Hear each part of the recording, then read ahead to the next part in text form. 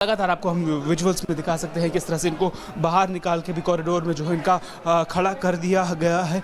और लगातार कल भी हालांकि यहाँ पे प्रदर्शन जो है देखने को मिले थे। इसके बाद 1 घंटे तक जो है यहाँ पे माहौल को सुधारने के लिए वहाँ पर जो सिचुएशन को एडजॉर्न किया गया था 1 घंटे तक, लेकिन उसके कुछ ही समय के बाद वहाँ पर 1 घंटे के बाद फिर से वहाँ पर रक्स देखने को मिले और लगातार वहाँ पर फिर हाउस को ही एडजॉर्न किया गया था। और आज ठीक कुछ ही समय बाद जैसे ही कुछ ऐसे हमने यहाँ पे धक्का मुक्की देखी और ये भी बताया जा रहा था कि क्या इस बात के भी आसार है अहरावत?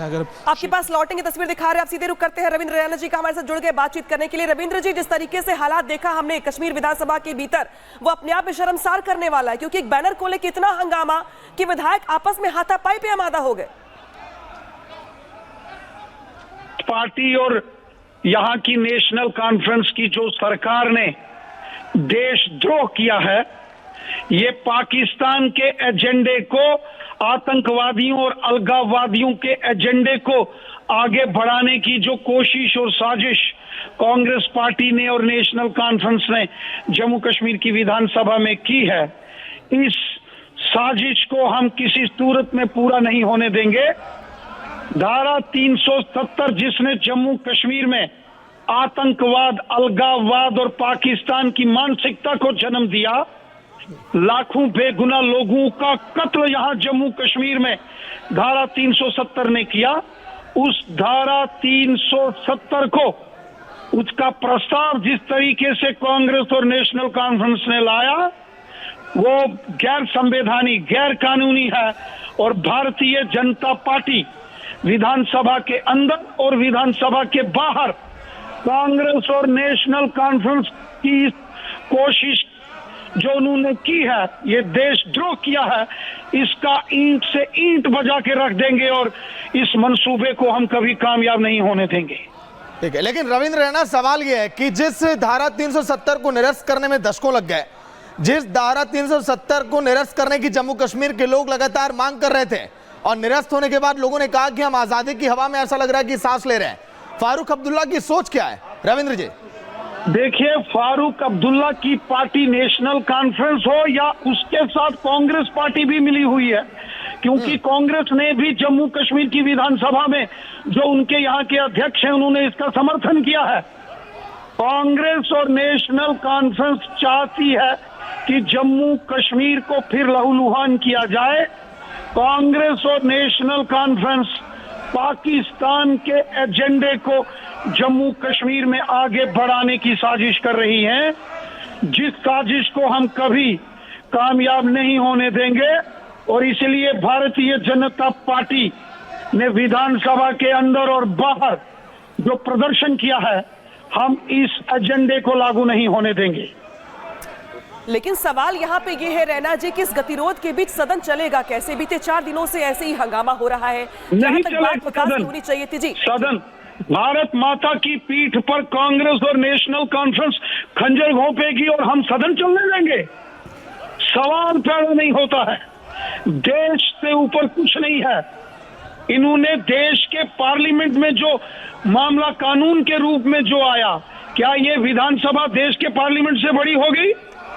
और देश के माननीय सुप्रीम कोर्ट ने पार्लियामेंट के फैसले पर मोहर लगाई। ऑनरेबल चीफ जस्टिस चंद्रचूड़ साहब के नेतृत्व में, उनकी अध्यक्षता में ऑनरेबल सुप्रीम कोर्ट ने कहा कि धारा 370 ने जम्मू कश्मीर को बर्बाद किया।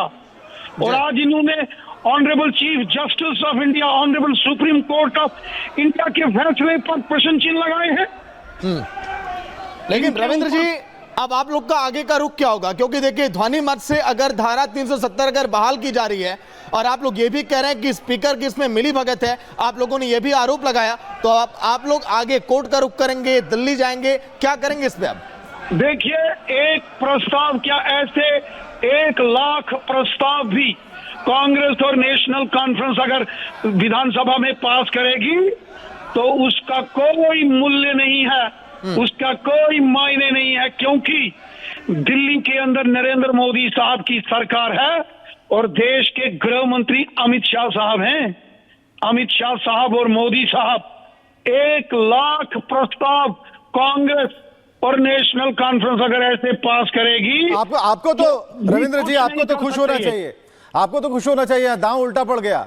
पोस्टर जिन्होंने दिखाया, सवाल भी अब उन्हीं से पूछे जा रहे हैं कि जो पोस्टर पर लिखा है, अब ये समझाइए हमें कि कैसे कमबैक करेंगे, कैसे इसको पास करवा पाएंगे, होगा कैसे? देखिए, सवाल ये पैदा होता है कि आपने अगर संविधान की शपथ लेकर चुनाव लड़ा है, संविधान की शपथ लेकर आपने मंत्रिपरिषद बनाया है, सरकार बनाई है, और उसी संविधान का आप अपमान करेंगे? भारतीय जनता पार्टी ईंट से ईंट बजा देगी कांग्रेस और नेशनल कॉन्फ्रेंस की सरकार का जम्मू कश्मीर में, लेकिन इस देशद्रोही एजेंडे को हम लागू नहीं होने देंगे। इनके षड्यंत्रों को हम कभी कामयाब नहीं होने देंगे। तो सदन से सड़कों तक जाएंगे क्या? आम जनता के बीच जाएंगे?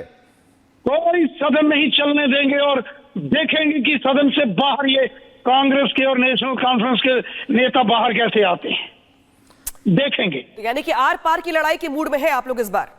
सवाल पैदा जब बात देश की होगी, मातृभूमि की होगी, जब बात भारत माता की और तिरंगे झंडे की होगी, तो देशद्रोहियों को हमारे आर पार का सामना करना पड़ेगा। लेकिन रविंद्र जी, जिस जम्मू कश्मीर के लोगों का आप लोगों ने भरोसा जीता था, धारा 370 को निरस्त करके एक बार फिर उनका भरोसा अब टूटने लगा है, उनको कैसे समझाएंगे सर? मैं रिपब्लिक भारत के माध्यम से पूरे देश को और जम्मू कश्मीर की जनता को विश्वास दिलाता हूं। आप विश्वास रखिए, केंद्र की सरकार माननीय नरेंद्र मोदी साहब की सरकार है और देश के गृह मंत्री साहब का नाम है श्री अमित शाह साहब, जिनका डंका, मोदी साहब का डंका और अमित शाह साहब का डंका पूरी दुनिया में बजता है। ये नेशनल कॉन्फ्रेंस और कांग्रेस क्या चीज है, इनके लिए तो मैं ही काफी हूं, यहां फिक्र मत करिए आप, इनके लिए हम ही यहां काफी हैं जम्मू कश्मीर में, फिक्र मत करिए। यहां तो क्या माना जाए कि आज से आप लोग सड़कों पर उतर जाएंगे, फारूक अब्दुल्ला के खिलाफ आवाज बुलंद करेंगे, लोगों के बीच आप लोग पहुंचेंगे? ये जो तमाशा और देशद्रोह इस एनसी और कांग्रेस ने किया है, ये इन्होंने बहुत बड़ा अपराध किया है जिसकी इनको क्षमा नहीं मिल सकती। ठीक है, तो जो परसेप्शन क्रिएट करने की कोशिश की जा रही थी, नैरेटिव सेट किया गया और किसी और को, जैसा कि बीजेपी कह रहे हैं, आप लोग कह रहे हैं, और ये तस्वीरें हम आपको दिखा रहे हैं ग्राफिक्स के जरिए भी, स्क्रीन पर आप देख पाएंगे, और ये तस्वीर बता रही है कि किस तरीके से जम्मू कश्मीर विधानसभा में हंगामा हुआ, धक्का मुक्की हुई और आखिरकार मार्शल को बाहर आना पड़ा। के एजेंट को सुनिए, ये कुछ नहीं है, ये पाकिस्तान। ठीक है रैना जी, देखिए आगे आप लोग का क्या रुख होगा, सभी की इस पर निगाह है। शुक्रिया बातचीत के लिए रिपब्लिक भारत में। एहरावत भी लगातार अपडेट दे रहे हैं। एहरावत, सदन की कार्रवाई को लेकर अपडेट क्या है? आज के दिन क्या शुरुआत हो पाएगी, एक बार फिर सुचारू रूप से सदन चल पाएगा या फिर अब कार्रवाई को ठप माना जाए?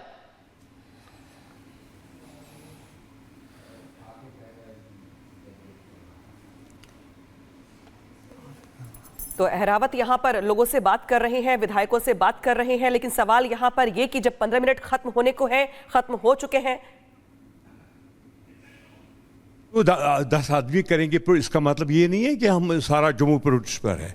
जम्मू के लोग चाहते हैं, जम्मू के जितने भी लोग हैं, गरीब है, अमीर है, बिजनेसमैन है, मुलाजिम है, वो चाहते कि 370 को वापस लाना चाहिए। आज जो डिस्टर्बेंस हुई, क्या कुछ बेसिक था जहां से ये स्टार्ट हुआ, शुरू हुआ? ये देखो ये इनकी ड्रामाबाजी, ये करते रहेंगे, इनको दिखाना है। ये कैमरा, अगर आपके कैमरे बंद हो जाएंगे, अल्लाह की कसम ये नहीं करेंगे। जो लीडर्स इंजर्ड हैं उनका क्या है, जो उनको फर्स्ट एड के लिए डॉक्टर्स टीम अंदर गई? वो ड्रामा